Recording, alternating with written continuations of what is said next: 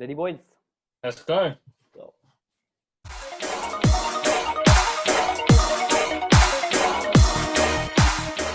hello and welcome to a new episode of FPL Escapades. And I, for one, could not be happier. This is a really special episode for FPL Escapades. We've just begun collaborating rather with some of the Twitter greats. And I've never ever seen anybody else use a syringe or an injection the way this guy uses. We are so proud and so humble to welcome FPL Bhuna. Bhuna, welcome to the show, man. How's your FPL season going and how are you dealing? I hope you're staying safe and your family is great. How's it going, dude? Yeah, really good, thanks. Quite enjoying this 1 week, 2 week international break, to be honest. And that probably tells you how well my season is going so far. But no, I just wanted to thank you all from the start for the warm welcome you guys have given me, honestly. Just a normal guy, like you said, injecting people, you know how it is. But yeah, no, my season's going okay. I'm at actually, I think I'm bang on 1.03 million at the moment. So it's okay. I've seen a lot more senior people doing a lot worse. So, we'll take it. Yeah, definitely. And I think that like everybody would agree that this season is not going as expected as, the normal FPL seasons do tend to go our way. And as always, we are joined by Anand and Akshay, all of us United supporters and fans with someone like a Spur fan right here with us. Definitely, this is not going to be a banter session. We are going to, and this episode is really going to discuss something really interesting that came to our mind. Is basically almost the transfer windows has been closed and the domestic transfers are about to end as well. So basically, what we thought is we'd give our listeners and viewers a brief about how we feel about the transfers that have already happened, the players that have already played the game. We've had an opportunity to see a couple of games that they've already played, and also look at some of F- players or FPL assets that have not yet played. Quoting Gareth Bale here for Bhuna. But yeah, and but definitely look to make a 6-1 without Gareth Bale. 6-1 without Gareth Bale. okay. The banters have begun. Banters have begun, exactly. But yeah, so players who've not really lived up to the hype, players who've not yet played, but we definitely do want to get them in our team or might look to get them in our team. And so with that, we kickstart this episode with looking at all of the great goalkeepers. And when I say great, I only mean Martinez. I, for one, had him in my FPL team since game week 1, where unfortunately he did not play as he got transferred out from Arsenal to Aston Villa. And since then, I've had him start almost all of my game weeks, barring the last one. Penalty save in the first ever game for Aston Villa. Clean sheet in this second. Couldn't have asked for more. I wish I would have kept him against the 7-2 thrashing of Liverpool as well when he gave save points. But thankfully, I had a substitute. Really happy with Martinez. And I, for one, did not really think that he had it in him to really step up his game. And in his own words, leaving Arsenal, he said it's a step up in his career joining a club like Aston Villa. I think he's ready to take on more responsibility. Bhuna, what are your thoughts about the goalkeeper transfers? I mean, do you have any one of these in your FPL team, or what do you suggest after? Did anybody pass a eye test yet? I mean, Olsen's essential, isn't he? Like, let's be honest. Everyone has to get Olsen in their teams. No, jokes aside, I have got Martinez in my team. Bit of a nightmare, though, honestly. I had McCarthy to start with game weeks 1 and 2. What did he score? 2 and 0. What did I do in game week 3? Wild card. Wild card hit him out, brought in Martinez. What does McCarthy do? 6 points and 9 points. It's just a nightmare. But that aside, Martinez has been a brilliant signing for Aston Villa. Honestly, he's looked so good. I really liked him in the restart for Arsenal as well. And as I'm sure we'll come on in the end, towards the end of this recording webinar, where we talk about players that have had impacts on their team, Martinez is right up there. I think he's brought a resilience to that defence and a lot of confidence. And I think he just looks like that shot stopper. I think Arsenal got rid of the wrong goalkeeper, if I'm being completely honest with you. I think he's brilliant. And for me, he's the only one we should be considering. I think Mendy as well. I think he picked up an injury, didn't he, recently? He might have picked up in the international. So, and Areola plays for a team that's going to get relegated and lose 5-0 every week. So, yeah, Martinez for me, but I won't talk anymore. Sorry, I've probably covered everything there. But what do you guys think? I don't think Kepa is coming anywhere close to the first team. It'll be either Caballero or Mendy and no one else. So Well, look at it like this, Akshay. If Mendy is out, if you've got Shea Adams or you've got Danny Ings and Kepa's going to be back in goal, you better keep him. absolutely, yeah. See, Pickford has been a horror show in a lot of matches, and I wouldn't be surprised if Olsen gains a promotion to the first 11. So keep an eye on him because Everton doing pretty decent since the season started. So keep an eye on him, and he had a good save percentage with his last club, Cagliari. So I think there is a decent bit of chance that he starts soon if Pickford doesn't improve his performances. We have a few in, say, maybe Ollie Watkins after scoring a hat trick against the champions Liverpool, and like Chilwell, he got a massive 18-pointer in his first game week. So, yeah, go on. I was pretty happy with Watkins. What I saw from Watkins against Liverpool, I think he thoroughly deserved that hat trick. The way Villa played as well. But it was like a perfect hat trick, if I'm not wrong. He finished one with the left, one with the right, and one with the header. Yeah. So, And all within the first half. yeah, absolutely. Yeah, he also gave an assist in that match. So it was like a really good match for him. Also, anybody would like to talk about Wilson? Bournemouth getting relegated and Wilson coming to Steve Bruce's, saving Steve Bruce this season, probably. What do you think, guys?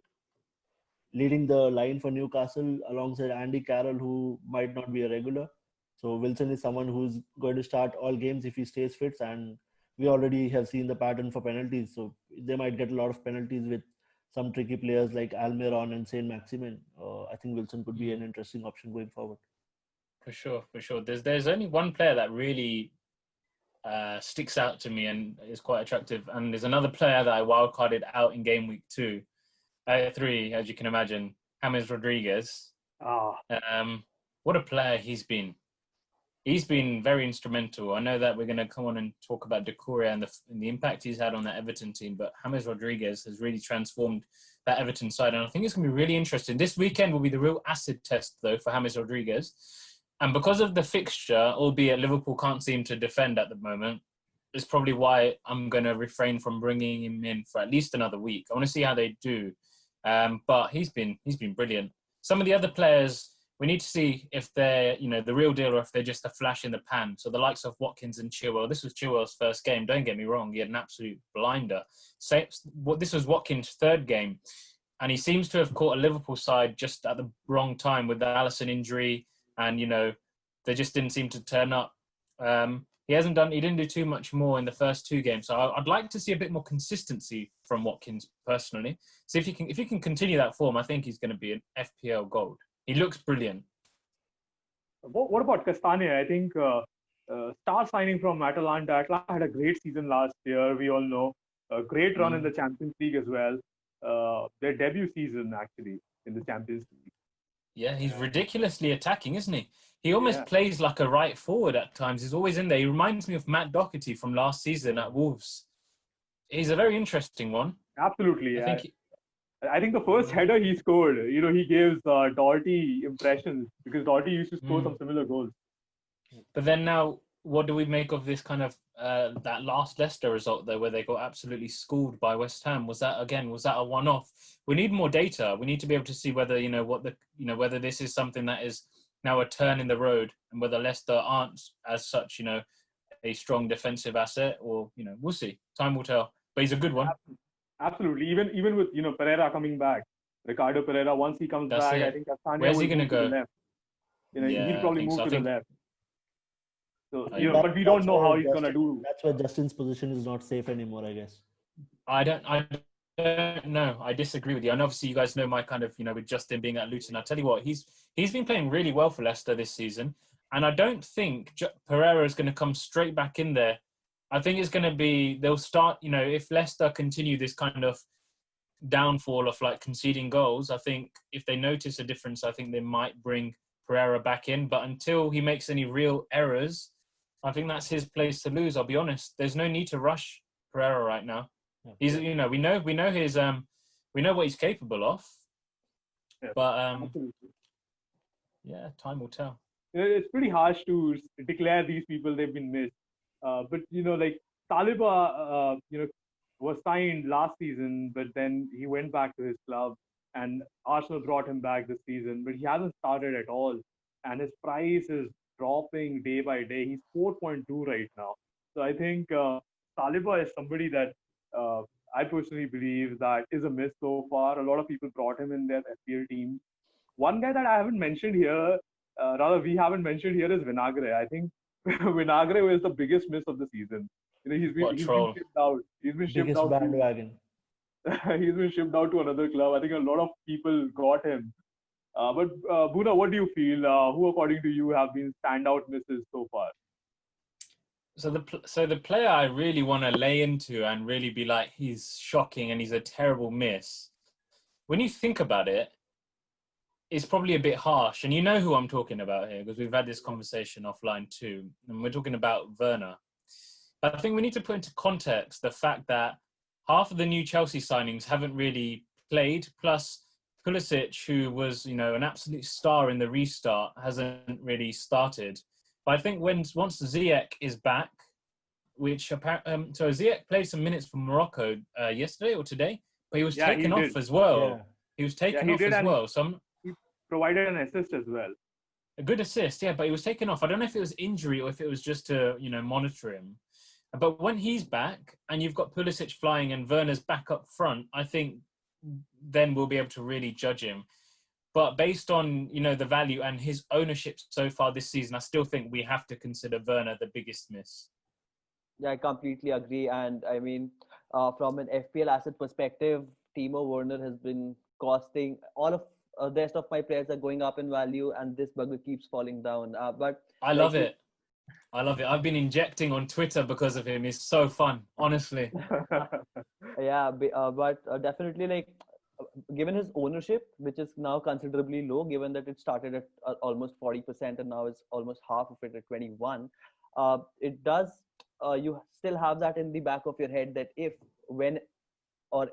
Chelsea's mid and forward line do come back together in their full potential, then you won't want to be missing out on Werner returns, because I for one already have FOMO in my life when I got Son a week late when he scored the hat trick. I got him, then Mourinho played his magic. I shipped him out on a free transfer, and then 6-1. So that is now sticking. What was that? Sorry. It's all right, bro. It's all right. It happened. No one's denying that. The only reason I had a good night's sleep was the last match of the game week saw Liverpool lose 7-2. Still have that feeling that I don't want to miss out on points from Timo Werner. But like as Bhuna said, definitely I don't really see them coming anytime. I think Pulisic will probably start after the break, right? Yep. I reckon he'll be starting against Southampton, and hopefully that means, well, hopefully this week they go easy. But that if Pulisic is back and Werner's back up front, for non-owners, this could be a dangerous game week. Yeah, I think I read some reports that Ziyech has traveled back to Chelsea, and Yes, he has. There has been a tie-up between Morocco and Chelsea. Yeah. There was a tie-up between them. Was that an agreement then? It's not an injury. They agreed that he'd play a little bit and then come back. Yeah, there was an agreement. Oh, wow. Okay. Guys, what do you feel about Havertz? So, just before I start about Havertz, so Werner used to play just behind Olsen at Leipzig, if you guys remember, in Bundesliga. And there is a feeling that I have because Chelsea last season were putting in a lot of crosses. So probably because Havertz is a better header, he has a better header in him. So guys, do you feel that Havertz may partner Werner up top, and Werner may still drift from the left, and Pulisic will probably take up a central role, or Werner will probably take up a central role? But do you think that Havertz will be integral to this Chelsea team? He has been a miss so far, for sure. Yeah, Bhuna, what do you think about it? I agree. He's been pretty poor. At the start, obviously, he was played slightly out of position. He's played right wing. Recently, though, in the last 2 games, he has played in the cam role. And I think he's delivered 1 assist in each game, I think. Yeah. Yeah. A lot of people got excited after his hat-trick in the Cup. I think that was, we've got to take into consideration the opposition. I think it was Lincoln, wasn't it? Whoever it was. But he's not really appealed. He's not passed the eye test for me. And I watch a lot of football, and you can see a good footballer when you see one. Maybe when the other players are back, though, he'll step his game up. But he's not one for me. Yeah, fair play. I think I started with Havertz. I got into that bandwagon after watching him in Bundesliga, and I thought FPL is just the perfect game for a stat padder like Kai Havertz. Until Chelsea have Pulisic and Ziyech back, like you told, I don't think all of them are going to click at once. It will be either Werner on one day and Ziyech on another. So when they have their full strength squad, that will be something to see. Kshitiz, do you want to add on to something about Jamal Lewis? I think huge prospect from Norwich, but after the first match, we couldn't see anything. Do you want to add on to something with that? Like Bhuna said, right? It's the sample space is way too small to actually judge players like Lewis or Van de Beek for that matter. Van de Beek, I personally felt that he's at least trying hard. Jamal Lewis, not that bad of a football player himself, but I think 4 game weeks, right? From an FPL perspective, all you can do is hope that some of your star assets fire, and conversations like these are give me a little hope in my heart that okay, maybe next game week he'll most likely fire. But I think the main problem that I have with myself is not taking him out on the wild card that I did play in game week 3 and finally scored 34 shitty points. But yeah. I scored 36. That makes me feel a bit better. So yeah, with that, I mean differentials. I see a name.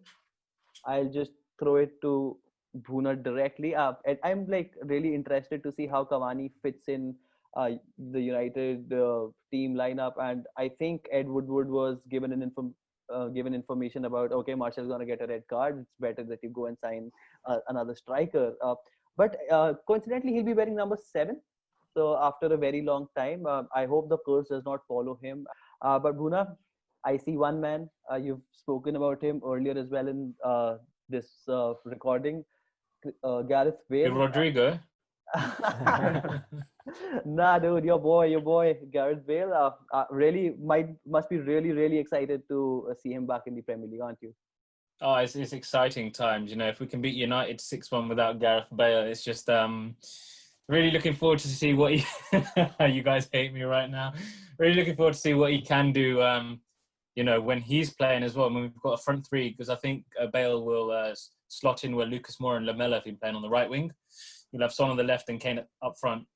Now that thought. Well, let's just take a minute to just take that in. Honestly, it's a madness. If you can stay, there's a massive caveat. If you can stay fit, we know what his injury record is like. We're under no illusion that he will pick up an injury at some point this season. It's just at the age that he's at and the lack of football he's had in recent years, it's inevitable. But if he can stay fit, I think he's going to cause a lot of damage to a lot of defenses, and I think we can see him slotting in very soon. Maybe game week. What's next? Game week 5.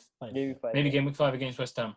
Let's see. Kane's on the bench today. If Kane was, out for game week 5, I think Gareth Bale would probably start up front. I think he'd definitely be starting. So he stayed back. He's training at the moment with Son. They're working on their little relationship, getting ready for some damage in game week 5. So watch this space. The other one that really stands out to me, I promise I'm not trying to be biased, but Reguilon looked very good last game or two that I've seen him play, both in the league and I think he's played in a cup game as well. He is rapid. It's a difficult one whether you go for him. At the moment, I'd probably side with him over the Spurs right backs because there seems to be a bit of rotation there between Aurier and Doherty. But I tell you what, Jose's doing bits right now. With the signings he's made, everyone seems to have had their, is this a family-friendly show? Yeah. I'm just saying. No. You can't. They've had their backside kicked into gear. Everyone seems to be stepping up right now, right? And yeah, I really like of Reguilon. Semedo's looked okay, but Wolves. I tell you what, Wolves. I'm really not keen on Wolves this season. I think they've sold 2 of their best players in Doherty and Jota, 2 off their best players, not their best players. Obviously, Jimenez is right up there. It's really affected their dynamic. And I know he's on the list to players to watch out for, but he's no Doherty for me. The biggest differential that's not on here, Akshay, is probably Jadon Sancho. No, not Sancho. Sorry, no. I think we'll do a Bundesliga special once again on your request. We don't mind that. So yeah, I really Absolutely. like Sergi Reguilon. I think he would have been my first choice left back over Alex Telles, to be really honest. And Spurs Really? got one You seen over. Telles's stats though? Attacking stats I last think his season. stats are a bit over skewed because he was on penalties, he was on set pieces for Porto. So people are going over the Fair. box with those stats and numbers, to be really honest. Okay. And I think Anand would like to speak something on Cavani because he's a huge fan of Cavani. Actually, I remember that World Cup where Diego Forlan tamed the Jabulani. A lot of people were talking about uh, Jabulani is a pretty difficult ball to play with. I think it was the South Mm. Africa. It was the World Cup in South Yeah. Africa, and that was the World Cup where Cavani was playing from the left wing, and he is a workhorse. He runs and he plays for the team. Even at PSG, if you guys remember, there was these incidents where Neymar wanted penalties and everything, but Cavani was like, okay, Cavani did not make a lot of fuss about that situation. He looks like a team player, somebody that Oli should have brought in a long time back. Maybe 3-4 years before. I think Cavani should have come to United, but still, I think the experience he brings in, like Bhuna mentioned about Bale, the impact that Bale is already having at Spurs. I think Cavani can have that impact. It's too early to uh, you know call that it's gonna click because United has had a poor record with South American players. The last hit South American player I remember is probably Carlos Tevez. We had like bad experiences with Forlan, with Veron. It's not been very good, but Cavani has the pedigree. One thing that guys, you will probably remember this is he has special goals in him. Sometimes the ball will be there to take an extra touch or something, but Cavani will finish it. That's the kind of guy he is. We What can makes you probably guys? What makes you guys think that Cavani's not going to be another Falcao or Di Maria? And also the fact that he's not even going to be number one, right? Although Martial's kind of let him get you. Martial's gone on holiday and been like, yeah, go on, Cavani. Yeah, probably I'm expecting just 20 matches from him, and that's like a great deal for, honestly speaking. And why I feel that he might not be either Di Maria or Falcao is because he's really mobile. He's not like a target, like a proper target man like Falcao, but he's more physical than Di Maria, and he's like Yeah. he keeps on working. So that is something that stands out for me actually. I think And he's a huge upgrade on Igalo as well because he's the backup striker we had. So we had to Yeah. upgrade that department. And when you have a yeah, striker like Cavani available, like the only disappointment I have with Cavani signing is why wasn't he signed 3 weeks, 4 weeks earlier? Because that would have allowed him to settle and he would have been firing by now. So he comes Yeah. into a team after a huge loss and now it's all pressure on him with the number 7 jersey as well. And you guys don't think that Ed Woodward's just gone out there to sign Cavani just to show that we've signed someone and not to appease the United fans on the whole Sancho not signing. Yeah, like when you see 4 signings on the deadline day, I think that's not a normal scenario for a club like Manchester United. No, Because I absolutely not. remember Gary Neville's saying that the clubs that are making transfers on deadline day are the clubs that are not managed properly. And Yeah. definitely, like Akshay said, not signing Cavani or say Telles 3 or 4 weeks before the deadline date does give an impression that the management or Ed Woodward really wanted all the bickering and shouting of the fans and supporters to die down a little and have some saving grace regarding like we did some business in this transfer window. We all know about Cavani. Telles does look like a very promising player for me. Oh, he's a massive upgrade on Luke Shaw, that's for sure. Excuse the Definitely. pun. Do Yeah. you know what I mean? Yeah, I've really been impressed with Matty Cash at Aston Villa. I think he's made the right back position his because there were huge doubts about Aston Villa's right back position, and he has come into the Premier League and really settled in. So he has a good keeper in Martinez behind him, and from an FPL point of view, I think he might be overpriced at 5 million if you are looking for a cheap defender 4.5. But they have a decent team right now with the core of Barkley and Grealish So those guys are going to score goals unlike last season, and I think Matty Cash could be profiting with Ollie Watkins making those runs up forward. I mean, like the game that Aston Villa had against Liverpool all of a sudden makes a lot of players seem like good assets. Like Ollie Watkins did have a hat trick, but Jack Grealish just took over, scoring a brace and assisting three. Bhuna, what do you say? Okay, we've had a lot of banter against the 6-1 loss of United and so on and so forth. But there's Brewster here who hasn't really featured in any Premier League game.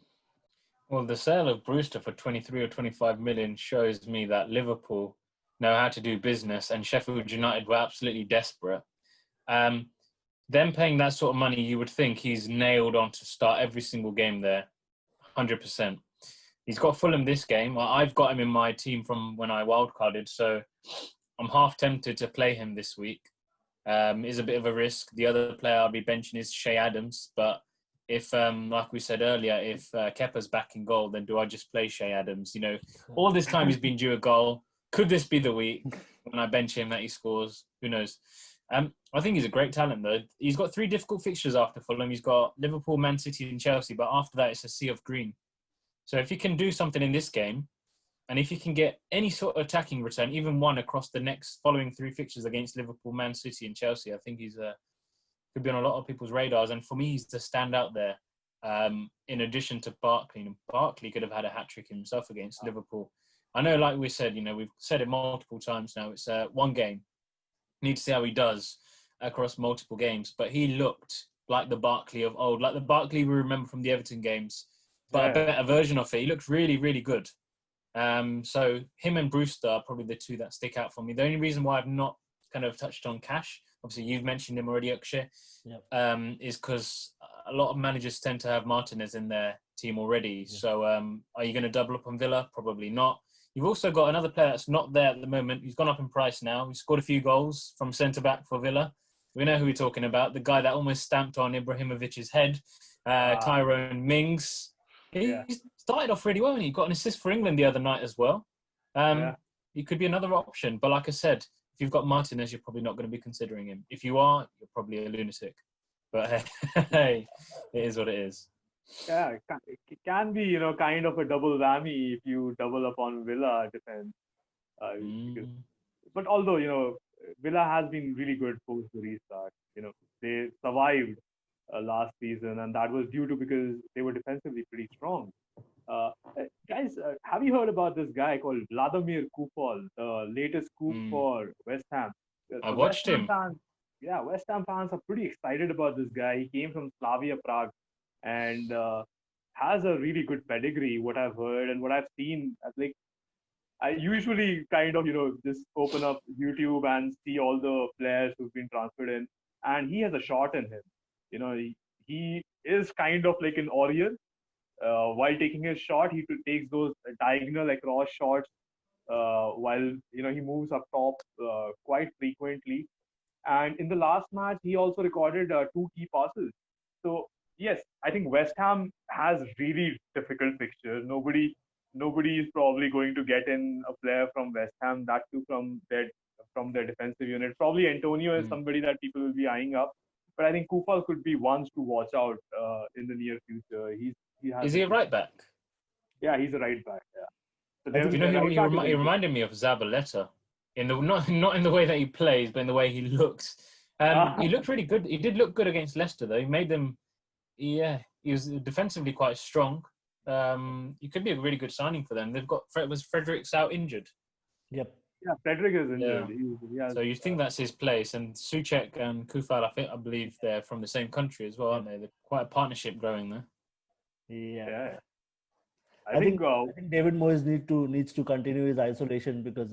Oh my God! If he comes back, if he's back for the Spurs game, I'm triple captaining Son. I tell you now. I think he's due back, so you can keep that in mind. That could be a good call, actually.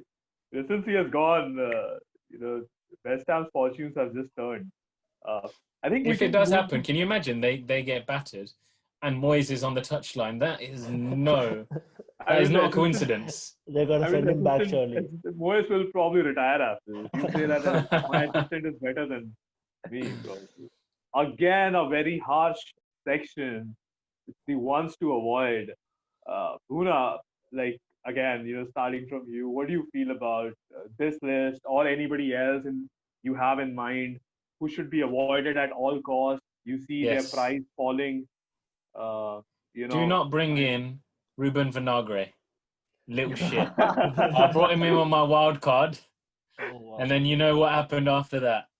Yeah. No, but jokes aside, obviously, yeah, no, he's gone to Olympiacos. Is that a loan or is that a full time? It doesn't matter. He's out for this season, whatever it is. So yeah, he's one to avoid. Simicast is probably not going to get a say in.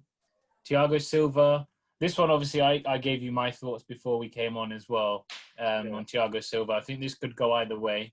He didn't look good at all against West Brom. I think he made one or two mistakes, which actually led to goals. Yeah. I had this worry about him, the age that he's at and the stage that he's at in his career, whether he was going to be a good signing or not. Reminds me a bit of David Luiz in the sense that he has these mistakes in him. So you could be right. He's one to kind of, avoid, but time will tell. If Chelsea if the goalkeeper, new goalkeeper as well, he could bring some solidarity to that defense. For me personally, Thiago did have a great first game for Liverpool. He did have some magical touches. Did remind me of how a single man can actually change the way or your team controls the ball in He was midfield. just stat padding. Yeah, I mean you can call him Russell Westbrook of the EPL. I don't really mind that, but Van de Beek for me is also someone who's also transferred in a United asset. As much as it hurts me to say, I don't think I'll never ever go for a player like him. Yeah, that's what I feel. I remembered who I was going to say. Wants to avoid Fulham Football Club. Avoid them. Avoid all of them, but target them. Also target them. Whipping boys. Yeah. Whipping boys of this season, I say. I think you can probably add West Brom to that list. Yeah, for sure. Very soon. I think Fulham and West Brom kind of defensively are shambles. I mean, if we really need to target teams, I think we can probably target Brighton as well. They leave a lot of spaces in behind, and There's some really nice assets in Brighton. They're really nice going forward. Mopé, Trossard look really silky. I'm probably going to be bringing their players in soon. But yeah, I agree defensively. They are a bit leaky. You'd thought they would have solidified a bit with Ben White, Lamptey becoming a mainstay in that defence. But they are conceding goals. Or is it just the fact that Everton are that good now? I don't know. Really good points. And like with Ancelotti at the helm and getting in players like James and also finally DCL, who started firing when I did not have him in my team for this entire start of the season. But you and me both, bro. You and me both. you not Yeah, I'm believe here it, too. man. I had Joining him you. throughout Project Restart till game week 38. That bugger did not give me more than 3 or 4 points a game, man. I mean, and he comes in the new season under Ancelotti, scoring He's hat the trick. prime Ronaldo, scoring everything he gets.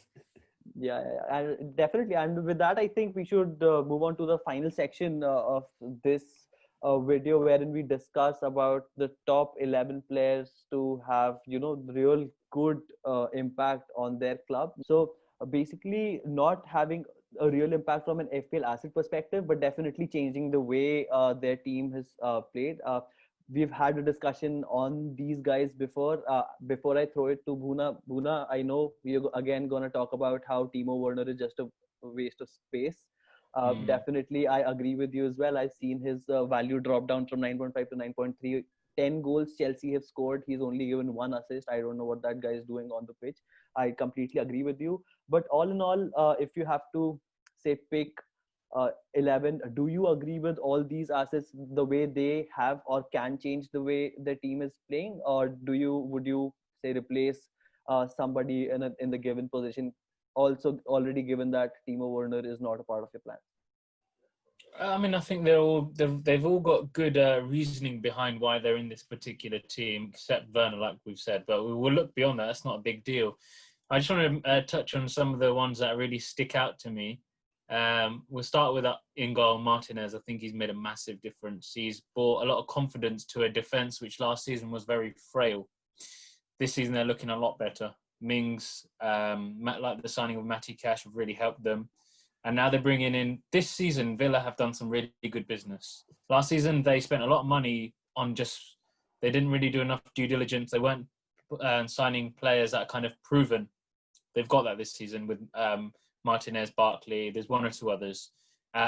Watkins has been a great signing. I actually questioned, I'm going to say I questioned, whether he was going to be worth the value that they bought him for. That could still be in question. We don't know how he's going to continue, whether his form is sustainable. But so far, from what we've seen of him, that performance against Liverpool should give him the world of confidence. So that's brilliant. He's been a great asset for them. The other ones that really stick out to me are, without being biased, Højbjerg. And the reason why I mentioned Højbjerg, he's just brought this.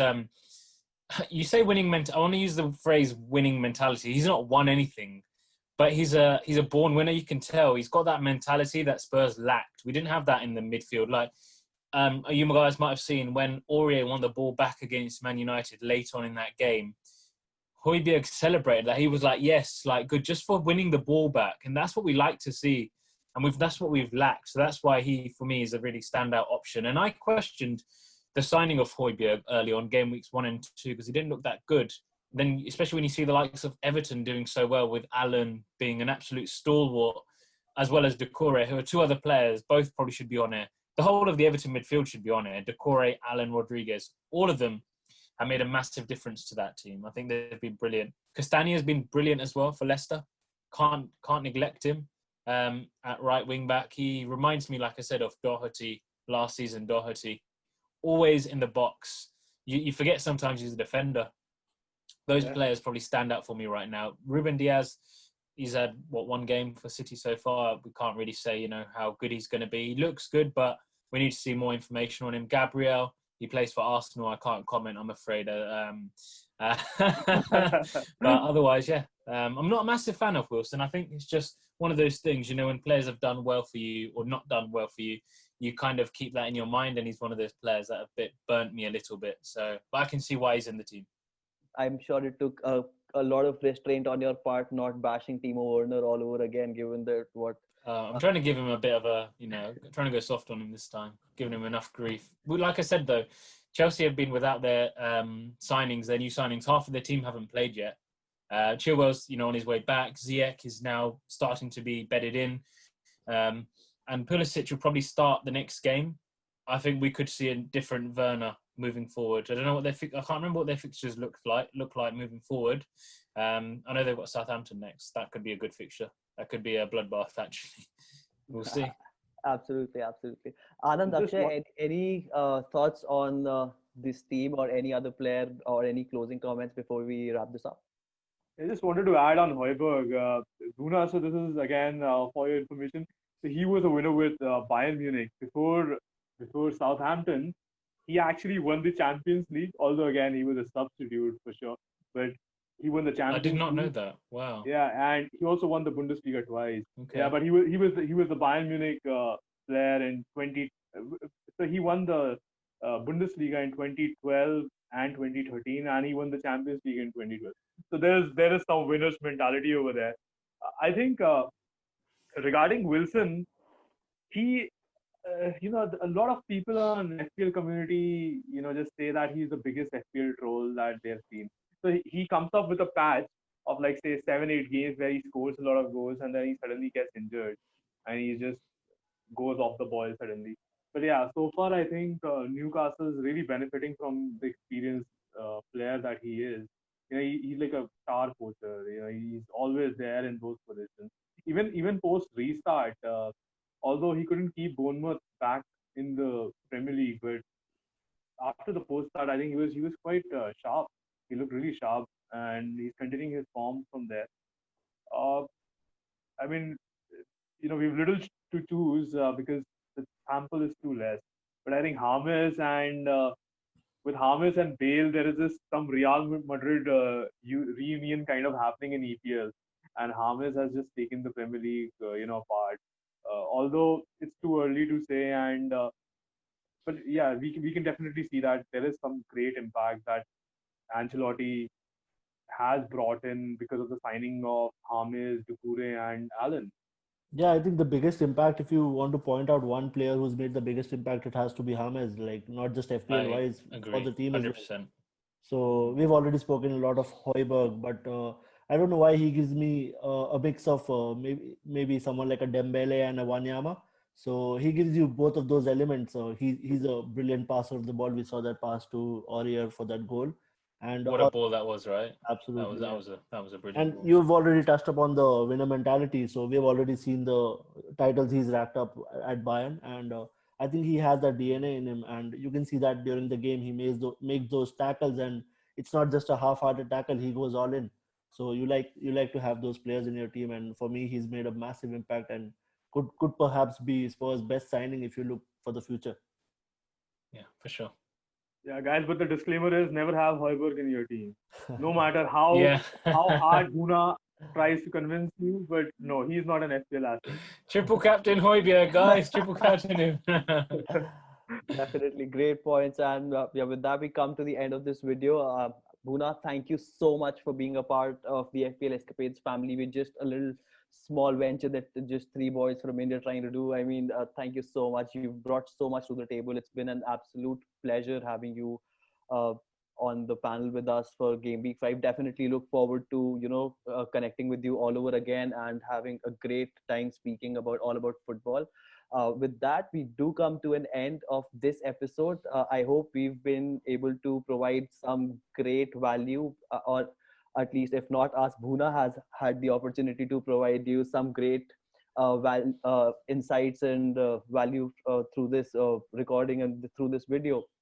I hope you all enjoyed this.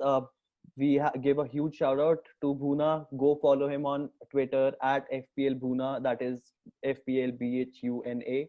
Uh, Definitely a great time talking football all over again. International break. We do miss football. Definitely looking forward to Game Week 5 and resuming with the FPL season again. Hopefully things take turn for the better for all of us. Do follow us on Twitter and Instagram at FPL Escapades. I hope you enjoyed this. Thank you. Have a good one. May the arrows be green, and most importantly, keep injecting. Thank you.